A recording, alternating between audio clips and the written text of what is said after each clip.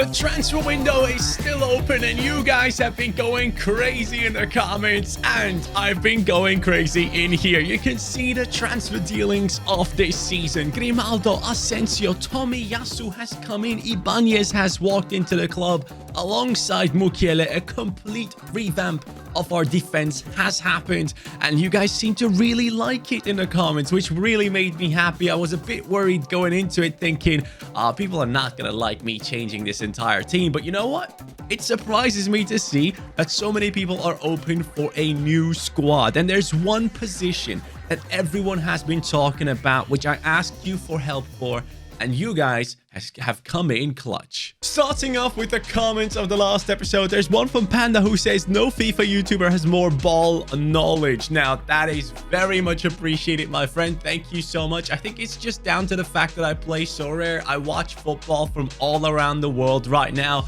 I appreciate you guys seeing that. But going back into the comments once again, first up, we have a comment saying that they like the fact that I'm going for somewhat realistic transfers and also transfer suggestions coming in with the likes of Marcus Llorente being suggested by Clarence Doherty. Then we have Conor Gallagher suggested by David Spade, and also Ryan Gravenberch makes a lot of appearances in there. So seems like a lot of you guys would like to see an amazing box-to-box midfielder, and that is exactly what I am looking for too. So when we go over to the center midfield positions, you guys will be able to tell who I've put onto the list. And I personally have said that Sunset makes a lot of sense, especially scoring goals. He's incredible at it. Palacios wasn't really that popular in the comments, which I found interesting, but that's fine. Maybe a lot of people forgot what he was about. But yeah, Gravenberch,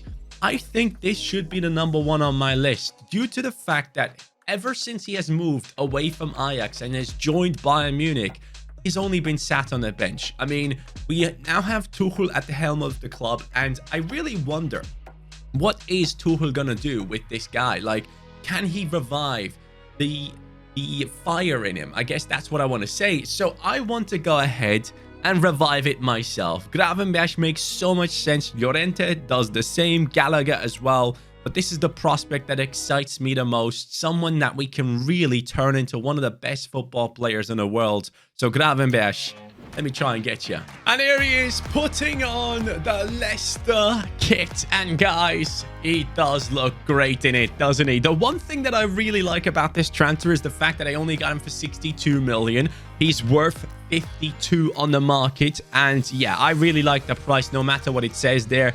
And another thing that I like about this deal is the fact that him and Ugarte are around that same rating. So that's going to turn into some competition. Obviously, Ugarte is someone that I'm going to turn into a CDM, though, as you guys can clearly tell in terms of offensive things, pace, shooting, passing, dribbling. Gravenberch is the better option. But when it comes to defense, we obviously have Ugarte, who looks much better in that sense. So that will be quite useful. He will be the main man in the reserves team. In the reserves team, he's going to hold down the CDM position, as I've said. But generally speaking, from what I could tell from you guys in the comments down below, I could see that a lot of you guys thought that I should be bringing in more central players into the team as backups, because as we can tell here, even in the reserves team right now, I have the likes of De Paul in here, and I don't think I have anyone in there that I can put into the starting 11. Yeah, no one. I need to sign one or two center midfielders. So Gravenberch is not the last one we're getting, and that is exciting. 55 million transfer. It's Sunset. Yes, guys, I wanted him initially, and I think he is exactly what this team requires in that center midfield position. When it comes to being a carbon copy of De Paul, basically, someone that can take the ball forward and score loads of goals and get assists, he is the one. So in the Leicester kit right now, we now have put in Gravenberch and also Sunset. Do you say Gravenberch? Because I think in Dutch you say right? So just let me know in the comments down below. Nonetheless, 55 million for him, and this transfer is one that really excites me. I think he is going to be perfect for this team, and that will allow De Paul to get some rest as well. and also strengthen the bench of this reserves team. I mean, obviously the main team players are going to be in here and they all look incredible. So that is going to be beneficial. But having said all that, extremely excited to bring Sunset into the team. I think he is perfect for that left center midfield spot. Dewsbury Hall, I don't know, man. I just can't get around to actually liking this player. So I think, because I've seen your guys' comments as well, you guys have been saying that the reserves team has dropped me a lot of points last season and I need to strengthen it as much as I can. So I'm possibly looking at Dewsbury Hall and also Luke Thomas. I might have to upgrade that left back position, even though I actually really like the kid. I want to give him a chance. Every time I used him, I never really felt anything bad about him. So I'm going to say, Dewsbury Hall, you're the one. Oh, wait, it's Dewsbury Hall. Oh my God, I thought it was Drew, D-R-E. Wow, I've been saying it wrong this entire time. Sorry. Look, I understand that a lot of people wanted Conor Gallagher at the team, but I need someone that's going to bring in some experience. So it is Marcos Llorente. He is the one walking into the club right here for around 40 million. I thought the reserves team needed someone with a bit more experience, someone that can actually, you know, lead the line. And Dewsbury Hall is still here. He's not gone. I didn't put him into the deal. I'm going to keep him as a backup to the backups, but Llorente is now here. He comes in with the most ridiculous stats. I mean, the man could not be more well-rounded if he wanted to. Maybe 4-star skill moves as well, but this is such a great signing in my opinion, and immediately the reserves team just looks so freaking exciting. I really do like it. I love the fact that Patson Daka is here as well. I'd love to test it out, but when it comes to games, what do we have available to us today? So we are going to be playing our next game, and that is going to be against Brentford in the league. After that, West Ham. After that, Newcastle, and then Arsenal. I think this gives me a great opportunity to test out that reserve squad against Brentford. Now, excited about using the reserves team, but we're going to be doing highlights. So we have even more pressure. I'm pretty sure and confident that I would have won this game easily if I didn't do highlights, but we're going to start off with Patson Daka. The pressure is on. A player that has been on loan for 2 years, coming back into the club and scoring. This is someone that I desperately wanted Liverpool to pick up at the time, but then he went to Leicester, and the rest is history. 1-0 for our team, and maybe another chance to score here. Sunset is on the ball. He's obviously a 4-star skiller with great ability to move forward. Maybe we can do something special here with Llorente. Hits the post, and we score. Sunset pass to Llorente. A ridiculous shot onto the post. And who's there? Our CDM. This is a great way of testing out the reserve squad. Already loving it. What? Brentford have turned it 3-2? How's that even possible? You have got to be kidding. I can't believe it. I was 2-0 ahead. Oh, wow. Okay, so we have just lost our first game of the season, and it's only the second match. The fact that this has gone from 2-0 to 3-2 is an absolute joke, by the way. One last transfer before the transfer window is shut. I am going for an even better backup goalkeeper. Cabril is going to be the third goalkeeper in the team, and I'm going for someone who's just sat on the bench doing absolutely nothing despite his talents. Luis Maximiano. This is a player that currently is at Lazio and cannot get past Provedel. And he was going there. Everyone thought he was going to be the starting goalkeeper, but things did not work out for him. Now, at our club, he has a perfect spot.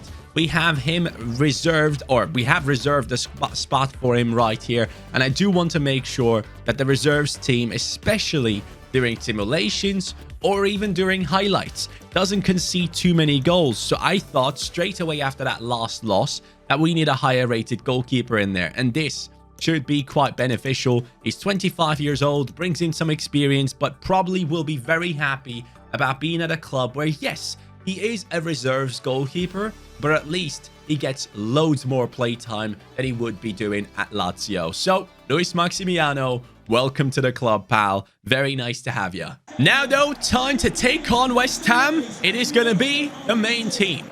All right, 43rd minute. It's Gonzalo through on goal. Oh, thank you so much, game, for making this possible. This should be fun. Gonzalo will not miss. It doesn't matter. He slowed down to take his sweet time and smacks it past the keeper. 3 points are a must right here. Oh boy, look at that. It's Edwards being subbed on and he's just through. Edwards. Lovely. Marcus Edwards. He is someone that I always liked in this team, man. I don't know what it is. It's just a feel. He just has such great dribbling, but his left foot is so powerful as well. And that's the end. A 2-1 victory. We still have conceded.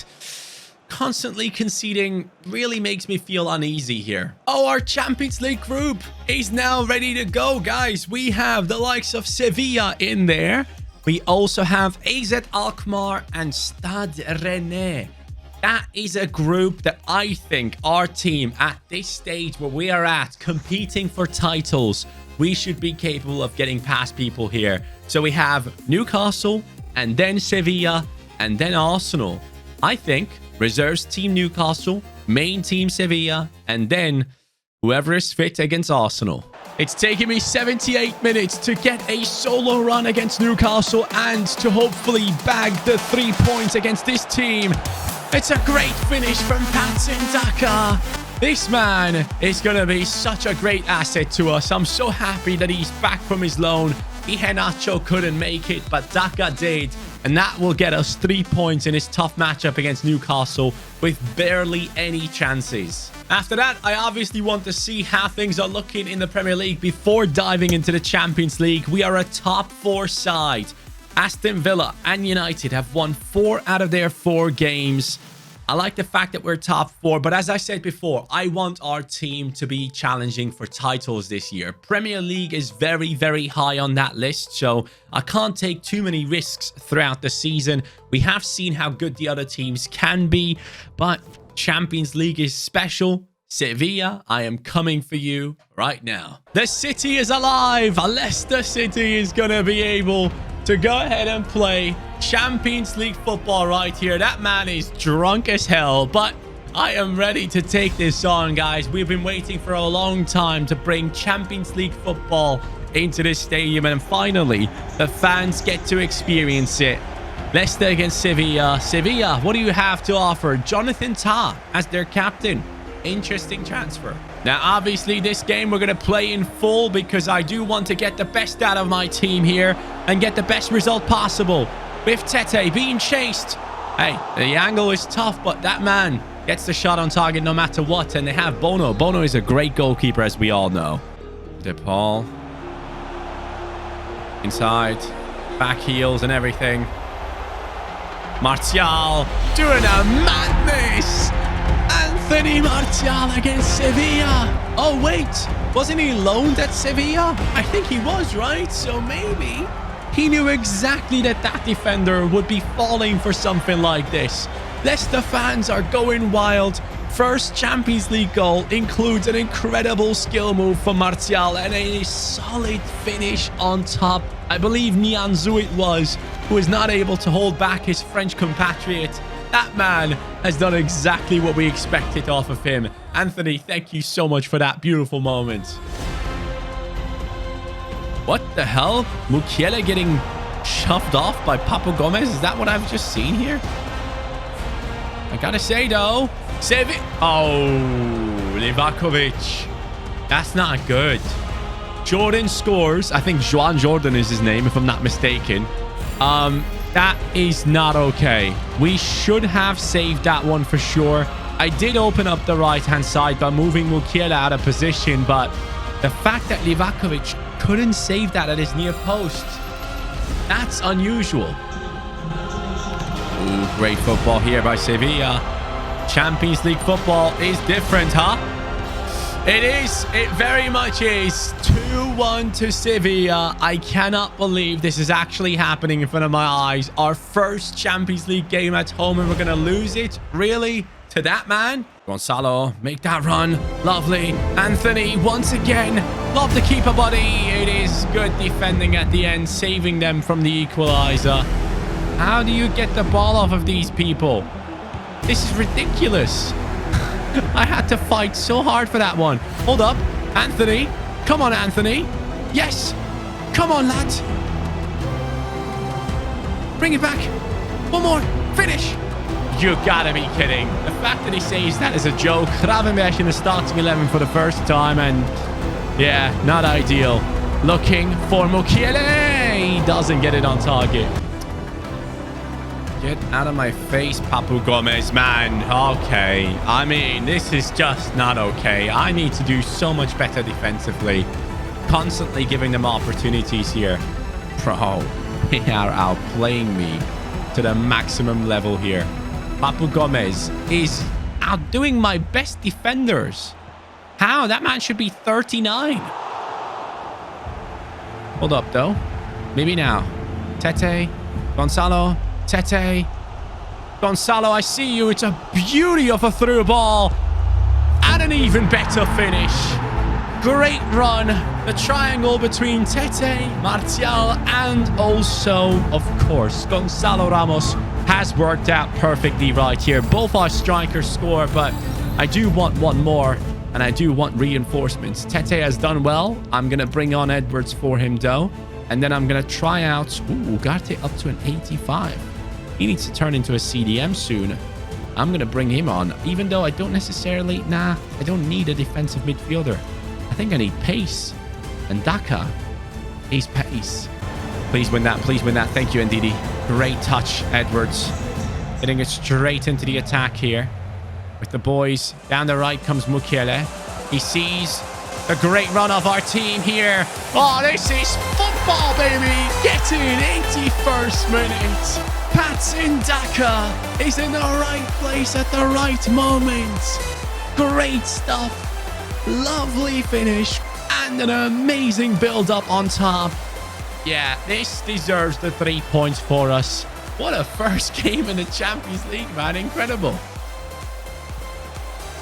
Hansko, thank you. What? You gotta be kidding. I had the ball and the game just took me off of it. Why does that even happen? That is not Hansko's fault. It really isn't. I'm just covering him. I'm realizing, okay, this man is going to be the one that they pass to. Here I switch to him. I'm getting there. I press L2. I shove him off the ball. I have full control here. And then Hansko just runs off without the control of the ball. I don't know, man. Really upsets me. I think we deserve the 3 points here. Sevilla has been great, don't get me wrong, but at the end of the day, I do believe we should have gotten more out of this game. Great steal. Come on now. Yes. Patson Daka. 91st minute. Come on, buddy.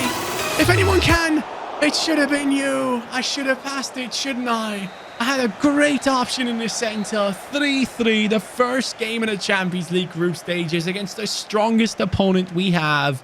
Sadly, only turns out to be a draw.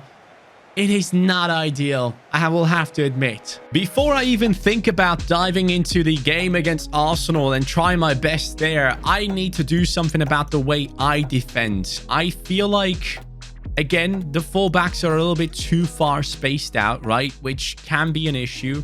But at the same time, I just do not like the fact that I'm beaten in the same type of manner every single time here. So that is a big issue to me. And it needs to be sorted out. So hopefully this will help me out a little bit to get the players onto the same plan.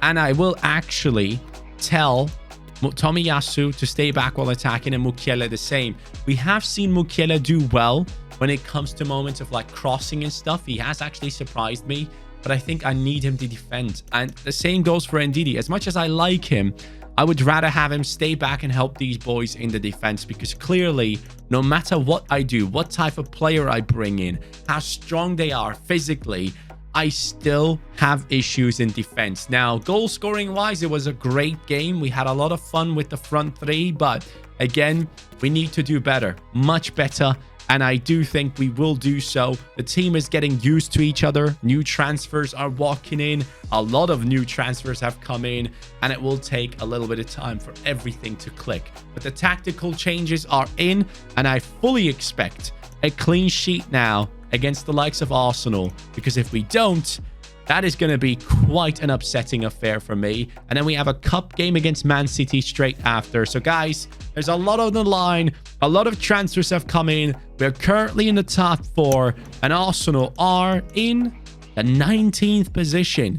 This is the perfect time to play them. But that's me done for today. Let me know your ideas about how to fix my defensive issues. Thank you guys so much for watching today's video. I will catch you on the next one. Take care and peace.